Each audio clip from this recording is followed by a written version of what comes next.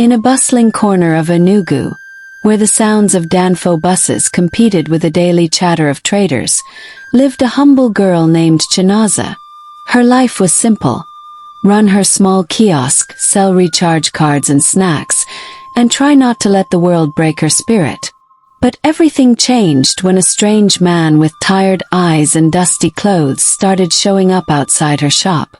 What Chinaza didn't know was, he wasn't who he appeared to be.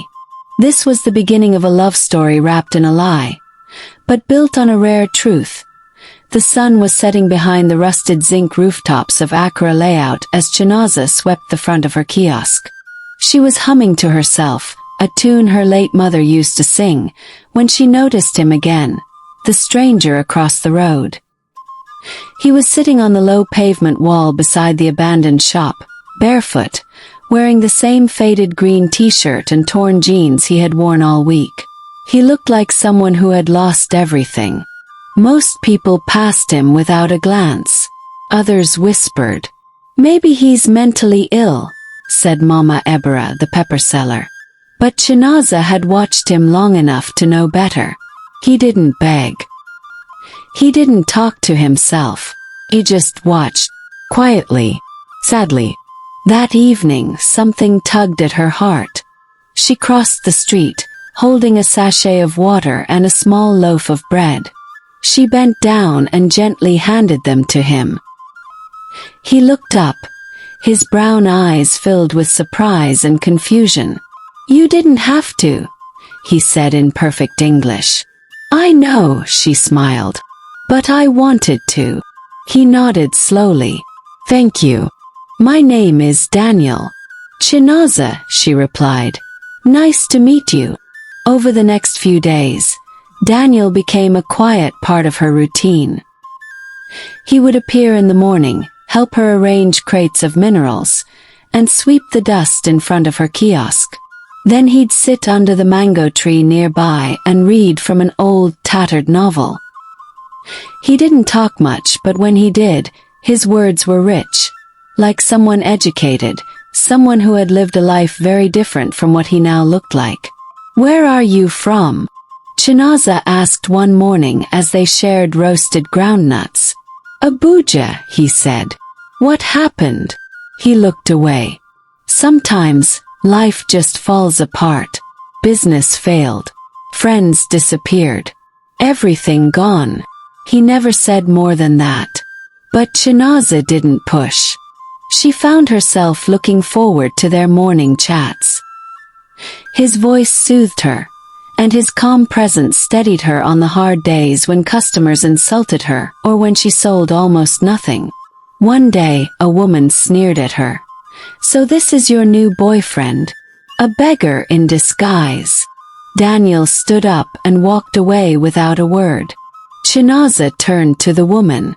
"Better a beggar with peace than a rich man who beats you." They began spending more time together. When Chinaza's younger brother fell sick and she couldn't afford the drugs, Daniel disappeared for a few hours and returned with a small brown envelope. "I sold my only phone," he said. "Please use this for the hospital." Tears welled in her eyes. "You didn't have to do that. I wanted to." That night, she cried not just because of her brother's health, but because no one had ever loved her like this before, not even family. She started to dream of a future with him, even in his slippers and old shirt. He was more of a man than any of the suit-wearing Lagos boys who had tried to use her and leave. She had nothing to offer him but her loyalty and heart. But she offered it anyway. One Friday morning, as they sat on the curb eating fried akra, Daniel turned to her. "Chinaza, what if I told you I was lying to you?" She looked at him, puzzled. "About what?" He hesitated. "About who I am." He chuckled. "Are you secretly married?" "No." "Do you have kids somewhere?" "No." "Then what?" He sighed deeply. "Just promise me something. If I ever tell you something big, something unbelievable, don't walk away without letting me explain." He paused. You're scaring me. I just need to know you're not here because of what you think I have or don't have. Chinaza took his hand. Daniel, I don't care if you sleep under the bridge or in a palace. I know who you are in here. She tapped his chest. He said nothing, but his grip on her hand tightened. 2 weeks later, a black SUV with tinted windows parked near her kiosk. The driver stepped out in a suit. Miss Chinaza, he asked. Yes. Mr. Daniel sent me. She froze. Daniel, please come with me. He's waiting. Nervous, she locked her kiosk and entered the car. They drove for nearly 45 minutes until they reached a massive compound on the outskirts of Enugu. The gates opened automatically, revealing a marble mansion with fountains, security posts, and luxury cars. Her heart pounded. Was this a mistake? The driver led her through golden doors into a white sitting room with imported Italian furniture. Then, Daniel walked in, but not in slippers or faded shirts. He wore a custom blue kaftan, clean-shaven, his hair trimmed, his wristwatch glittering. Chinaza stood up, stunned. Daniel! He smiled softly. I'm sorry. Her voice shook. Who are you? My full name is Obinna Daniel Chukwuma, CEO of Chukwuma Holdings. I own over 10 companies in Nigeria and abroad. She gasped. Her knees almost gave out. He stepped forward. Everything I told you about being hurt, about people using me, was true. I've been betrayed by women who saw my money, not me. I went undercover to see who could love me for who I really am. And me, she whispered. You passed the test. But Chinaza didn't smile. She backed away slowly. You lied to me. I tested you. Same thing, she snapped. You played with my heart like it was an experiment. He looked pained. Chinaza, I didn't mean to hurt you. But you did. You made me care for a man I thought was struggling. I gave you everything I had. And now I find out it was all a joke.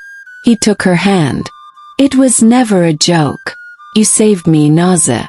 You showed me there's still pure hearts in this world. I fell in love with you the day you shared your last bread with me.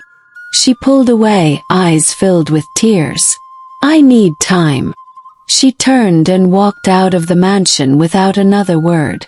For days, Chinaza didn't open her kiosk. Neighbors whispered that she had become a billionaire's wife and abandoned the streets.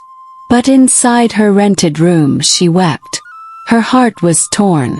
She missed Daniel, his kindness, his smile, his quiet wisdom.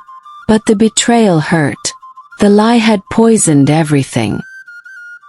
Meanwhile, Daniel didn't stop trying.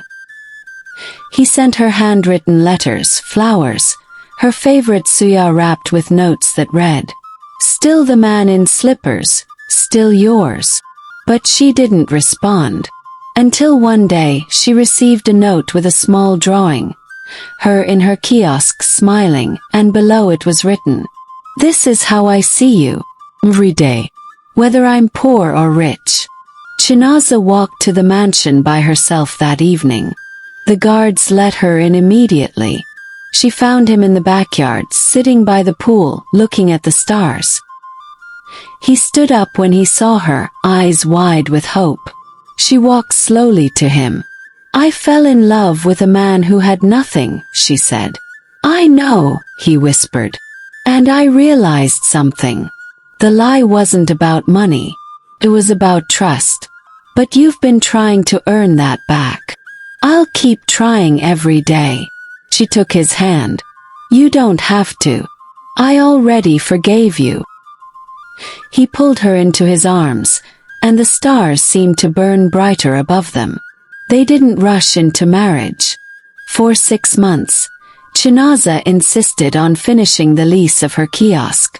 She hired 2 girls to help her, expanded it into a small store, and started a program teaching market women basic savings and budgeting.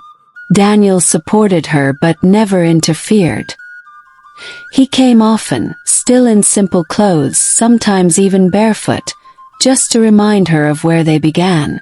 And one day, under that same mango tree, he knelt down and held out a ring.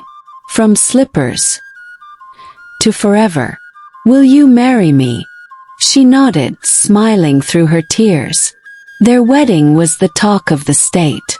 Celebrities, governors, even foreign guests attended. But Chinaza kept everything true to her roots. Her gown was handmade by a local seamstress. Her makeup was done by a single mother she had mentored. And during her vows she said, "I didn't fall in love with a billionaire. I fell in love with a man who offered me his last strength when he had nothing. And I stand here now, grateful that love was enough to bring us here." Years passed. Chinaza and Daniel built a life filled with purpose. She started a foundation for street vendors. He restructured his company to provide employment and fair loans for small businesses. But on Sundays you could still find them under that mango tree, sitting on the curb, eating akara, and laughing like two souls who had nothing but each other. Because at the end of it all, true wealth is not in the bank account. It's in the heart that chooses you, even when you have nothing to offer but love. Belle, this is the gracious voice.